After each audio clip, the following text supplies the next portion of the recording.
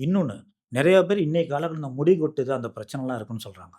வழுக்கையா இருக்கவங்க முன்னாடி நம்ம ஃபர்ஸ்ட்டு தலையே சீவக்கூடாது. அவங்க வருத்தப்படுவாங்க.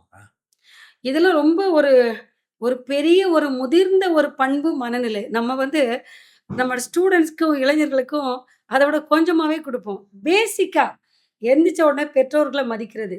பெற்றோர்கள வந்து சொல்றத கேட்கிறது. சுய கட்டுப்பாடு, சுய ஒழுக்கம், கடவுள நம்பி தியானிச்சு, தன்னுடைய செயல்கள வந்து ஒரு நெறியோட, கட்டுப்பாட்டோட நடக்கிறது. அது இந்த குழந்தைங்களுக்கு நம்ம குடுக்குறோமா? இல்ல அதாவது குழந்தைங்களுக்கு குடுக்குறோமா? நம்ம கேள்வி கேட்கிறோம்.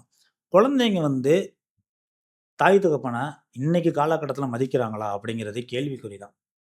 100%ல வந்து ம். 80% ம். இந்த குழந்தைகளும் சரி, மாணவர்களும் சரி, தாய் தகப்பன மதிக்கிறதே இல்ல. இது வந்து உண்ம. ஏதாச்சும் அவங்க சொன்னாங்கன்னா, நான் சூசைட் பண்ணிக்குவேன். அப்படின்னு சொல்லிட்டு இவங்க பிளாக்மெயில் பண்றாங்க. ஆமா. அந்த தாய் தந்தைய. நான் ஏதாவது போய் கேட்டா, அவன் ஏதாவது பண்ணிக்குவானா? அதனால நம்ம எதுவும் கேட்கக்கூடாது அவன. இந்த மாரி பயத்திலே அப்படியே இருந்துர்றாங்க. சரி, அப்படிதான் இருக்கீங்க. அந்த குழந்தை மேல அந்த ஆரோக்கியம்லாம் கரெக்ட்டா இருக்கா? அது இவங்க யோசிக்கிறாங்களா? யோசிக்கிறதே இல்ல.